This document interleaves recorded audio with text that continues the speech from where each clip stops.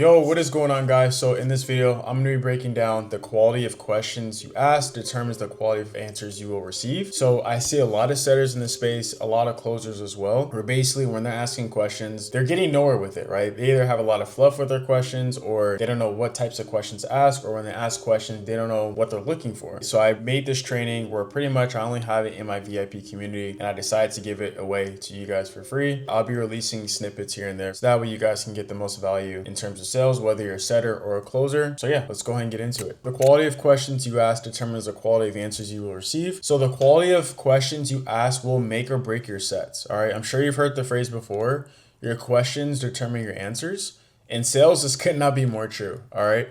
Because the type of question that you ask will literally decide whether you get a dead end response or whether you get the leads to start telling you the things that they never told anyone.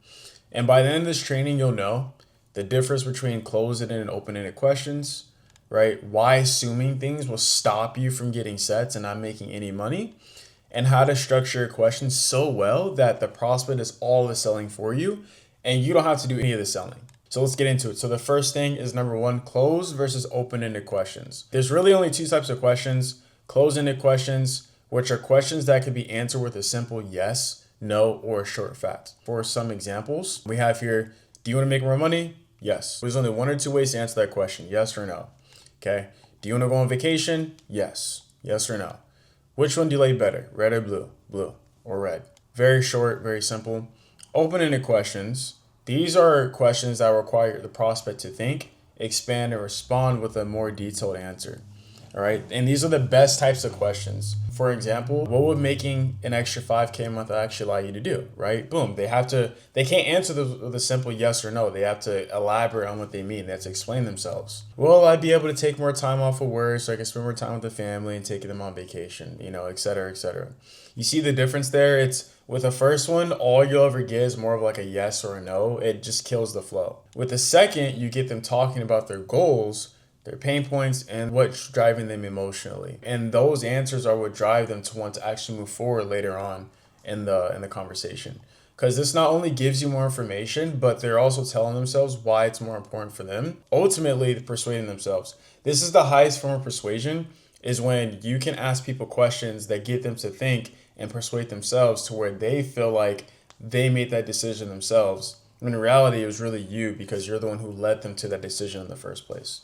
So number two, why assuming kills sales. Here's another piece that you have to understand. If you assume, you make an ass out of you and me, okay? That's literally what assume means. If you look at this here, ASS, ass, you, me. This is a big term that's used in dating, so I just decided to put this into sales.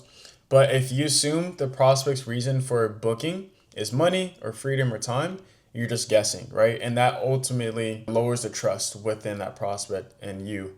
And then they won't feel like they need to open up to you anymore, right? Because you just assume. And the moment you guess wrong again, you break trust. The prospect feels like you're not listening, you're just pitching, you have commission breath, and they won't want to book a call with you. Instead, when you ask the right open-ended questions, the prospect tells you their truth. Self-persuasion is way stronger than any external persuasion. And this is actually backed by studies in behavioral psychology, because it shows that people are far more likely to act on conclusions that they arrive at themselves compared to conclusions told to them. And there's some neuroscience behind this as well. It shows that asking questions actually activates the neocortex, the logical problem-solving part of the brain. This makes prospects process the situation more deeply and connect dots that they have been avoiding. Now, statements, on the other hand, this activates the defensive brain. That's why pitching feels pushy, but probing feels safe.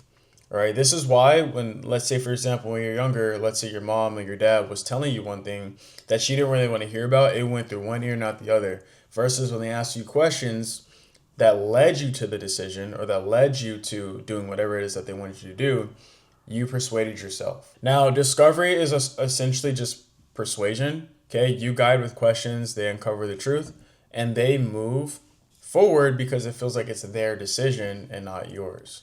All right. And when you say the benefit, it's not just noise in one ear and not the other, but they verbalize it and their brain registers it as their own belief. And this also builds ownership. Okay. They take ownership over their decision. Humans have a cognitive bias called the IKEA effect. We value what we create. Okay. The same applies in sales. If the prospect creates the reason, that they need this program, by talking it out, they now own that reason. And people really argue with their own words, right? But they'll argue with yours all day. That's why I always tell people, use the words that the prospects give you. So for example, the job is physically draining, right? Versus, you thinking it's tiring, right? Which that's probably what they mean. But they use those specific words of physically draining. You want to use those words back to them. You don't want to say another word like, oh, you mentioned your job is tiring, or you mentioned the word is taxing, right? No, they said physically draining, so you want to use the exact words that they gave you, because those have, number one, those have meaning. Those two words have meaning to them, and it makes them feel a certain way. So whenever you use those words, it makes them feel a certain way.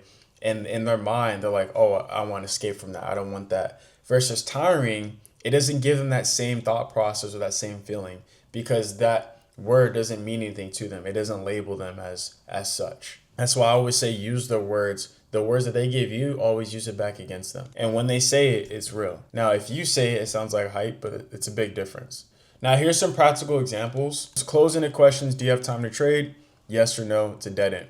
Open-ended question. Walk me through what a typical day looks like for you, where you think you'd realistically fit trading in. They describe the schedule, maybe the frustrations with time, and they reveal how serious they are. Okay, and you guys get the gist of it. But why does this matter for you? So this matters for you because you're not trying to close a deal. Your job is just simply qualify and discover the truth. The closer, can only do their job if you've done yours well. Okay, if you ask closed-ended questions, the closer walks into the call blind.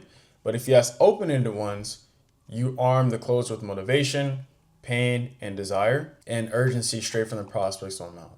That's what separates an average setter from a top performer. So that's it for today's training. I hope you guys like this. If you guys want this document, just comment the word document down in the description below and I'll send it over to you. Other than that, I'll see you guys in the next video. Peace.